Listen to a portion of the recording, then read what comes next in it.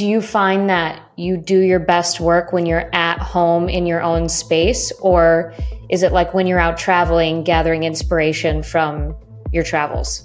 Kind of when I'm out traveling, actually, yeah.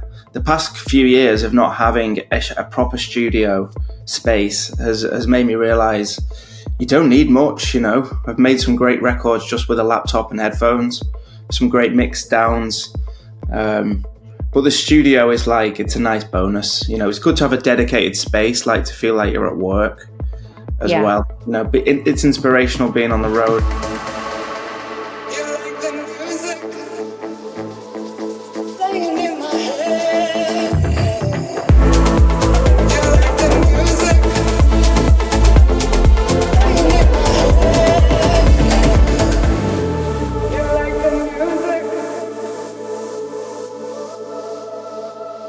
Welcome to Elevated Frequencies, the show that gives you access to the next level of house and techno so you can explore an elevated lifestyle. I had the pleasure of interviewing Josh Butler right after I saw him play a show for House Calls at the Listening Room. It was absolutely incredible, one of the best shows I've ever been to. Now, if you know anything about producing or making music, or you make music yourself, you know that Josh Butler is an absolute master at his craft, which is why I think some parts of this interview, particularly about how he makes music, are going to pleasantly surprise you and probably inspire you. Josh, thanks so much for joining me. It's so nice to talk to you. Good to be here. Thank you. I just saw you in Chicago last weekend, and that was a treat. Did you have fun? Yeah. It was so much fun. It was very hot in there. I didn't know it was going to be so hot. Yeah, I was sweating. I probably should have worn shorts in hindsight. Yeah, that's what I thought too, because I saw the forecast. I'm like, oh, it's going to be comfortable. But, it's just a testament to the fact that everyone was dancing, having a good time. Oh my God, it was packed as well. Such a good vibe in there, wasn't it? It was. And I have to tell you a funny story. So this has never happened to me before in my adult life. I like to think that I'm pretty smart, have my wits about me.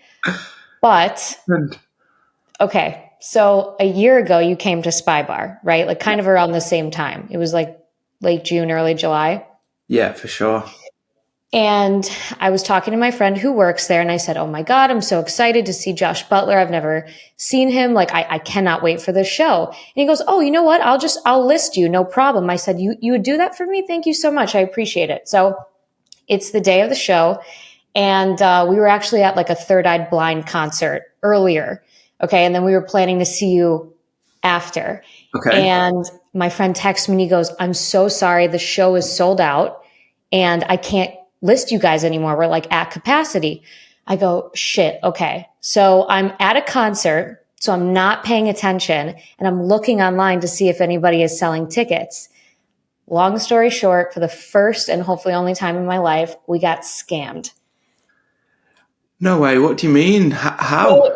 So, have you ever seen on social media where people will be like, oh, DM me, I have 4 tickets or whatever? Oh, yeah. Okay. So you bought some tickets online, you found some online, kind of.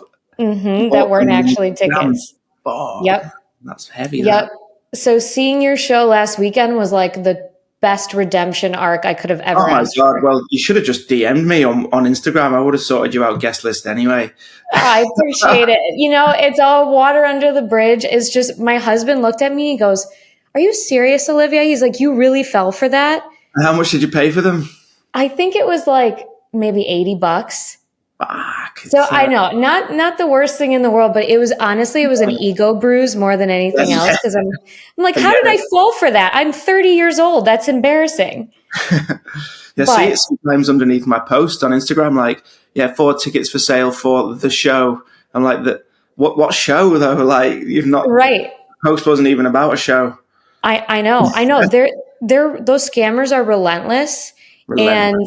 And they got me. I feel like if you go to these types of shows, eventually you're gonna get got. But like I said, water under the bridge. I'm so happy we got to see you last weekend. It was phenomenal. So enjoyed it. So you've really been busy this summer, right? You've just been touring nonstop. Well, especially the past 6 weeks, it's been nonstop. But I'm finally home, chilling now. Well, I say chilling. I'm in a routine, but before leaving, I started rebuilding my studio. So I'm in the middle of like quite a big project, throwing up drywall and fucking soundproofing, all of that. Okay. It's been really fun though, actually. I've been loving it. That does sound fun because you can really tailor it to like your needs and how you like it. So that's in your home where you live. Yes. Yeah, yeah. Cool. What sparked that project? Well, my studio used to be in an external unit, near the town. Mm-hmm. But yeah, when COVID happened and they were saying like you can't travel anywhere, I was like, cool, I'm going to bring the whole studio back. But it's sort of been in boxes since, to be honest, and I've not had the space to set everything up. So finally, I'm going to get all my old hardware back, and yeah, I've managed to work in the box for a while, just on the laptop and stuff. But it's time to get everything wired up again. Is that where you feel like because, well, let me take a step back. I read that you actually produced before you DJ'd. Is that correct? Yeah. So do you find that you do your best work when you're at home in your own space, or is it like when you're out traveling, gathering inspiration from your travels? Kind of when I'm out traveling, actually, yeah. The past few years of not having a proper studio space has made me realize you don't need much, I've made some great records just with a laptop and headphones, some great mix downs. But the studio is like, it's a nice bonus. It's good to have a dedicated space, like to feel like you're at work as well. It's inspirational being on the road, but in terms of like finishing records, it's nice to have a space that you're familiar with. Absolutely. And especially working from home, like you said, that dedicated space where this room is where I go to work, because like I work from home and I feel like I can find myself kind of wandering in between my office and just like, oh, there's laundry to do or my dog's right there. So sometimes you kind of need that space to just be able to completely focus. Yeah, exactly. Yeah. So I saw you tweeted recently too. You kind of talked about how you've been finding your balance in your career where you're not doing 16, 17 gigs a month and you're trying to kind of prioritize your rest as well. 100%. And does that come with age, or is that just like you've been doing it for so long you don't want to burn out? Well, it's a bit of both, yeah. Like last year, I think it was last year, maybe the year before, even both of the years anyway, I've done long extended tours in the States without coming home, like 6 weeks at a time. And it's a bit much, to be away all that time. So yeah, this year just reshifting it, and I've still done a lot of gigs in the States, but I've been home in between, and yeah, just rested more and be conscious of health. It's important. You can't keep making amazing tracks if you're burned out. Because I mean, even, the physical burnout is one thing, but the mental burnout from just, constantly being on the go and being in busy environments, I have to imagine that can be taxing just on your creative process. Yeah, 100%. And I mean, like, not even just being in busy environments, it's the traveling actually. Like, I don't know if you saw any of my updates, but getting to Chicago was a fucking nightmare. Like, it was that close me even making it. It was like 7 a.m. I flew from Manchester to Heathrow. Well, I was at Manchester at like 5 a.m. Got to Heathrow and had to sprint through the airport because my first flight was delayed, only to find out that I'd missed the connection. So then I had to fly via Washington, and that flight was delayed as well. So it was another sprint through the airport. I was dripping with sweat by this point. It was insane, yeah. And then it's pretty much like to get to Chicago, have dinner, go to the club, and then a few hours sleep. I know. I was watching your updates, and I was like, I looked like more towards like 10 o'clock. I was like, okay, he hasn't posted anything, which means he didn't cancel. He's going to make it. I was really crossing my fingers. I was determined to make it. I feel like that's, yeah. And I feel like it's so stressful now because flights everywhere are delayed. I feel like the travel industry right now is just in shambles. So I can't imagine how stressful that is. And were you traveling solo? Yeah. Yeah, it was just Yeah, traveling that's solo. even worse. Yeah, it was heavy, but I think it's made me realize I need to shift the itinerary slightly on like the schedules we were on before as DJs and anyone touring in the entertainment industry, comedians or whatever.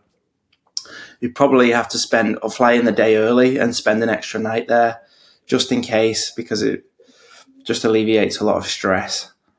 100%. But it's tough because when you have a packed schedule, if you're doing a lot of gigs, I mean, it's tough to bake in that extra time. But that's just kind of the nature of how things are now. It is, yeah. I think, especially for the international flight, I could probably fly out the Thursday, then do the show Friday. And it's not like there's worse places you could be than being in Chicago for an extra day. This It's is a pretty it. fun place to be. Oh my god, the guys that I was with, like they were telling me about the jazz scene there and some of the smaller community house nights that go on. It sounds like it's well worth spending some more time there. Definitely. So I know that you, correct me if I'm wrong, you spent, was it either part of like growing up in New Zealand or you lived in New Zealand for a while? Yeah, so when I was 13, my parents decided they wanted to move to New Zealand. So yeah, as a family, four of us, we moved over to a little town in the north of, like the near the very top of the country, actually, which was great. At first, I wasn't sure on the idea. I was like, I don't know, I've got all my mates in the UK, you know what I mean? But in hindsight, it was the best upbringing ever. You know, it was very like natural, wholesome, yeah, outdoors type Wholesome. life, you know?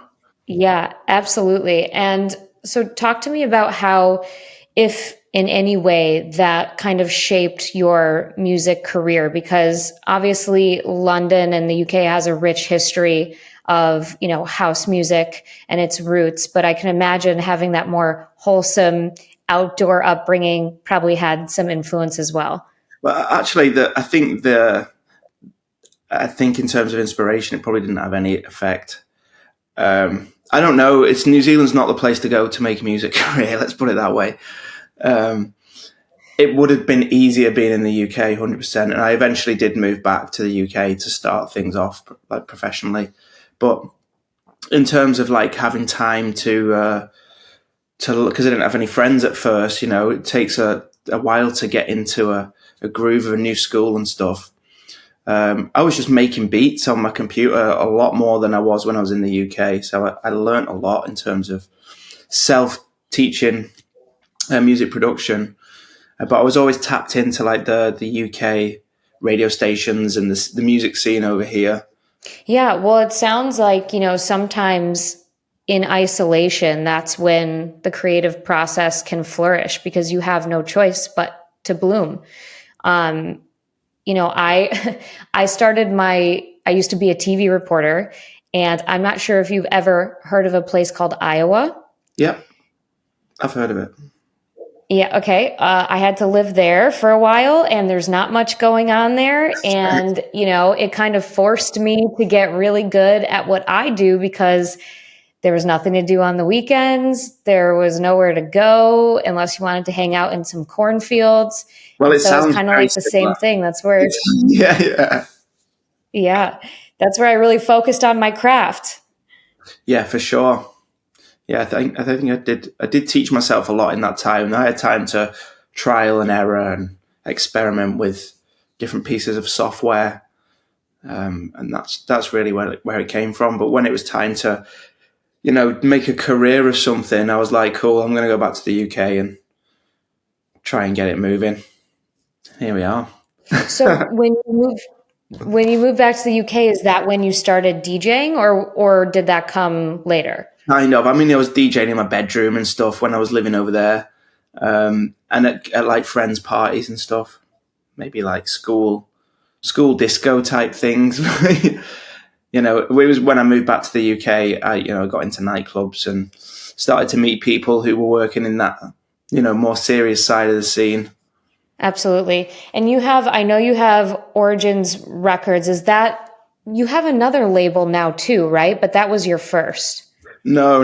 Origins is the only one. I've toyed with the idea of starting a second, but yeah, it's not. I don't think it's going to happen just yet. Anyway.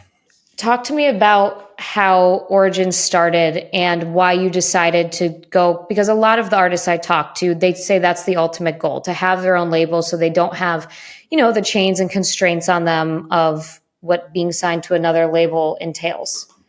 Yeah, that's a huge benefit of it. At the time, that wasn't such a motivating factor for me, but it's definitely been an amazing part of having the label. But the reason it started is actually kind of Chicago is kind of involved in that, because I was getting to know people like Marshall Jefferson and Robert Owens, and some of the legends of the originators of house music. Kerri Chandler. So a lot of these guys were seen on the road here and there, and then we started to make records together, and basically had 6 tracks or something sat there with these legends of house music. So that's kind of what kicked off the idea for the label, was bridging the gap of generations between house music, because some of their fans didn't know me and some of my fans didn't know them. And I thought it's kind of a history lesson in a way as well, the idea behind Origins. That's really amazing that you, like you said, got to bridge that gap and give a history lesson to people who don't know that Marshall Jefferson is literally one of the founders of house music. So how did that happen? How did you find each other? Well, it turns out Marshall actually lived in Manchester at the time. I think he still might. Okay. I haven't seen him for a few years, but a mutual friend of ours told me, Marshall Jefferson's living up the road from you. You should hook up with him and see what you can do. So we actually started going for pizza first. We were going for pizza for weeks, 2-for-1 pizzas on Wednesday, and just talking about house music and all that stuff. He was telling me some amazing stories from Trax Records and Chicago back in the day. And then, we actually got hold of a really amazing studio in a place called Alderley Edge, which is quite a wealthy area of Cheshire. And this studio is a multi-million-pound studio in an old stately home. And we got access to this place, and we went in there and made a track called In Time. So that's how the thing came together with me and Marshall, basically. Yeah, it was just randomly living up the road from me. That's so cool. And that's what I think is so special about this type of music, is I feel like it's so much easier to connect with other artists and just cross those bridges. I have a Trax record CD, or it's like a double-decker CD somewhere in my closet, actually. It's a source of pride being from Chicago to, just to celebrate that fact. Yeah. And in a lot of your music, you incorporate those elements of the early days of house music. There's a lot of, and forgive me for not knowing the technical terms, but the vocals just bring me back to, the feeling of disco, the feeling of, fun warehouse parties back in the day. Was that always kind of your sound from the get-go, or was that inspired by working with house music legends like Marshall? The vocals thing has always been there for me, actually, yeah. I think it's my sound's probably become a little bit more New York influenced, and New Jersey was a big sound for me. But I mean, yeah, anything with soul. I think the earlier generations of house music had a lot more soul and natural elements. You listen to Frankie Knuckles records; they've got big string sections and choirs and stuff. So yeah, I try and blend a little bit of that in, and not move things forward too far in terms of it being futuristic, techie, too techie, but yeah, just sprinkle a bit of both in the mix. Yeah, well, but then you have songs like Bass Play, which I have to say, and I don't want to embarrass you, and I've never said this to a guest before, but that is literally my favorite fucking song in the world. No way. I had to tell you, I can't. It is so. My brother is a DJ as well, and he was the one who also got scammed on the tickets with me when we were supposed to see you last year. And him and I have gotten into deep, deep conversations about that song. Oh, wow. True. It, I'm so intrigued. yes, it is. It is just what, sorry, I didn't hear you. What did you say? I said I'm so intrigued about the deep conversations about that track because it wasn't that deep to make it. Really? No, that one was made quite quickly. No way. That's what's so funny about music. One track can mean something different to everybody who listens to it and affects everyone in a different way. Yeah, it's true. Yeah, one of my favorite parts of that track is the congas and the reverb on the congas. I don't know if you know what any of this means, but I actually used that same. I do. Yeah. Use that same technique on a few tracks of that period of my career. When was that song released? That track? I think that was probably 2011, I want to say, or 12. Because Got a Feeling, I'm pretty sure it was pre-Got a Feeling, which was kind of what took my career to the next level, you know. That was really what started getting me like lots of gigs and international gigs. Whereas bass play kind of put me into the sphere of people's like, you know, music. It was on Beatport, it did well on Beatport and stuff like that, but I wasn't actually getting any gigs from it. Wow. See, well, that's, like I said, that's the magic of this music is, you know, certain songs just affect people in different ways. And I think, I don't know if I've had it in my library since 2011, but it's definitely one of like the first in my Spotify library whenever I, you know, got Spotify. So I'm happy I got to share that with you because, it's an amazing track. Thank you so much. I'm actually going to Google it now and see when it was released. It was October 2012. Wow. Okay. It's quite a while ago. I was in college still when it came out, and I think I heard it right after I graduated. So that makes sense. See, I didn't realize that house music, especially this sort of like European influenced dance music, was reaching the States at that point, because obviously it was invented there, but I feel like there was a big period of not very tasteful house music, let's put it that way. Yeah, I talk about this all the time. Like my relationship with dance music started with like my parents, playing 90s and 80s type house. Then I got into Eurodance and hardstyle, which is embarrassing to admit. Yeah, my brother and then And then when EDM became a thing in the States, I think that's kind of what you're talking about. Exactly, yeah. That's when I fell off because I didn't like it very much. I didn't understand it. And then I think it wasn't really until, 2015, 2016, it started to get reintroduced and it's crazy. That timeline is almost perfect to my knowledge as well. Yeah, and it's crazy because now it's just exploding in the States, and a lot more people are being introduced to the music. I think thanks to TikTok and Instagram. It's just very interesting to see new people discover it for the first time.